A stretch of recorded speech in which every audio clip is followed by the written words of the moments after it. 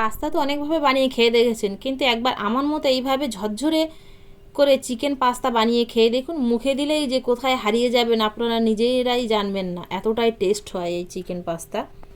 নমস্কার বন্ধুরা, সুপ্রিয়া কিচেন আবার আপনাদের সবাইকে স্বাগত জানাই আরো একটা রেসিপিতে। বন্ধুরা, আজকে সকালের নাস্তায় বাড়িতে একদম ঝরঝরে চিকেন পাস্তা বানাবো, তো ভাবলাম আপনাদের সাথে একটু শেয়ার করি। চিকেন পাস্তাটা কিন্তু একদম চাউমিনের মতো ঝরঝরে করে বানাবো। প্লিজ প্লিজ বন্ধুরা, আপনারা ভিডিওটা স্কিপ না করে প্রথমের থেকে শেষ পর্যন্ত দেখবেন। আশা করছি আপনাদের ভীষণ ভালো লাগবে। আর যে সকল বন্ধুরা ইউটিউব চ্যানেলে আমার এই ভিডিওগুলো এখনো পর্যন্ত নতুন দেখছেন, বেল আইকন সমেত সাবস্ক্রাইব করে পাশে থাকবেন। আর ফেসবুক পেজ থেকে দেখলে পেজটিকে ফলো করে পাশে থাকবেন। চিকেন পাস্তা বানানোর জন্য এখানে আমি বাড়িতে 150 গ্রাম মতো বোনলেস চিকেন নিয়েছি। বোনলেস চিকেন নিয়ে এরকম লম্বা লম্বা করে কেটে নিয়েছি, ছোট ছোট করে। তবে আপনারা চৌকো করেও কাটতে পারেন, কোনো ব্যাপার না, আপনাদের পছন্দ খুশি। এবার এর মধ্যে হাফ চামচ আদা রসুন বাটা, আর স্বাদ অনুযায়ী লবণ, গোলমরিচ গুঁড়ো 2 চিমটি, 1 চামচ সর্ষের তেল, আর 1 চামচের 3 ভাগের 1 ভাগ দিয়ে দেবো ডার্ক সয়া সস, আর হাফ চাকার একটু কম পাতিলেবুর রস। সব কিছু দিয়ে খুব ভালো করে ম্যারিনেট করে নেব। এই সাইডে আমি চিকেনটা ঢাকনা চাপা দিয়ে ও সাইডে জলটা আগের থেকে বসিয়ে দিয়েছি গরম হওয়ার জন্য। এবার পাস্তাটা সেদ্ধ করে নেব গরম জলে।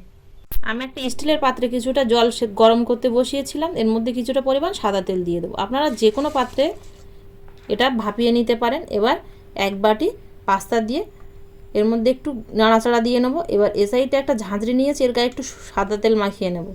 আর পাস্তাটা এরকম সেদ্ধ হয়ে গেলে 10 মিনিট পরে পাস্তাটা নামিয়ে নিয়ে জল ঝরাতে দেবো ছিদ্রযুক্ত থালায়, তাহলে জলটা খুব সহজেই কিন্তু ঝরে যাবে।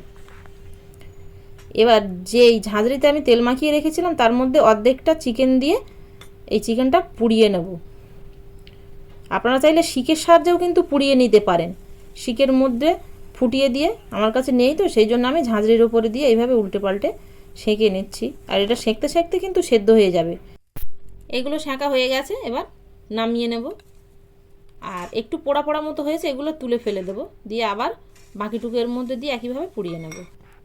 সবগুলো পুড়িয়ে নিয়েছি, আর দেখুন সেঁকতে সেঁকতেই কিন্তু এরকম সেদ্ধ হয়ে গেছে। চিকেনটা পুড়িয়ে নিয়েছি, পাস্তাটা সেদ্ধ করে নিয়েছি। এবার চিকেন পাস্তাটা বানিয়ে নেব। গরম কড়াই দিয়ে দেবো কিছুটা পরিমাণ সাদা তেল। তেলটা গরম হয়ে গেলে এর মধ্যে দিয়ে দেবো রসুন কুচি, কাঁচা লঙ্কা কুচি আর গ্রেট করে রাখা আদা। এবার এই মশলাটা বেশ হালকা ব্রাউন কালার পর্যন্ত ভেজে নেব।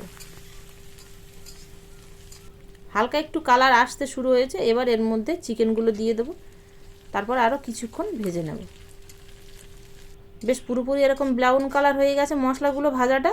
এবার এর মধ্যে জল ঝরিয়ে রাখা পাস্তাগুলো দিয়ে 3-4 মিনিট লো থেকে মিডিয়াম ফ্লেমে ভেজে নেব। পাস্তাটা দিয়ে দেবো লবণ, দিয়ে আরও খানিকক্ষণ ভেজে নেব। বেশ খানিকক্ষণ পাস্তাটা ভেজে নিয়েছি, হালকা ভাজা ভাজা হয়েছে। এবার এর মধ্যে দিয়ে দেবো টমেটো সস। সসটা কিন্তু আমি এখানে কম দিয়েছি, আপনারা চাইলে একটু বেশি দিতে পারেন। আমি একটু শুকনো শুকনো বানাবো, তাই সসটা দিয়ে আরও মিডিয়াম ফ্লেমে 2 মিনিট ভেজে নেব। 2 মিনিট ভাজা হয়ে গেলে এর মধ্যে দিয়ে দেবো ম্যাগি মশলা, 1 চামচে 3 ভাগের 1 ভাগ দিয়ে নেড়ে চেড়ে নেব। আর দিয়ে দেবো 2 চিমটি পরিমাণ গোলমরিচ গুঁড়ো। সব কিছু দিয়ে আরও 1 থেকে 2 মিনিট একটু মিডিয়াম থেকে লো ফ্লেমে ভেজে নেব। বেশ মিডিয়াম থেকে লো ফ্লেমে ভাজা হয়ে গেলে এটা হয়ে গেছে কিন্তু। এবার নামিয়ে নেব পাস্তাটা। আর এরকম ঝরঝরে পাস্তা আপনারা একবার বাড়িতে বানিয়ে দিয়ে দেখবেন বাচ্চাদের, আর কতটা ঝরঝরে হয়েছে দেখুন। বাচ্চা থেকে বড় সকলেই কিন্তু এই পাস্তাটা একবার খেলে এর স্বাদ আপনারা ভুলতে পারবেন না, এতটাই টেস্টফুল হয় এই চিকেন পাস্তাটা।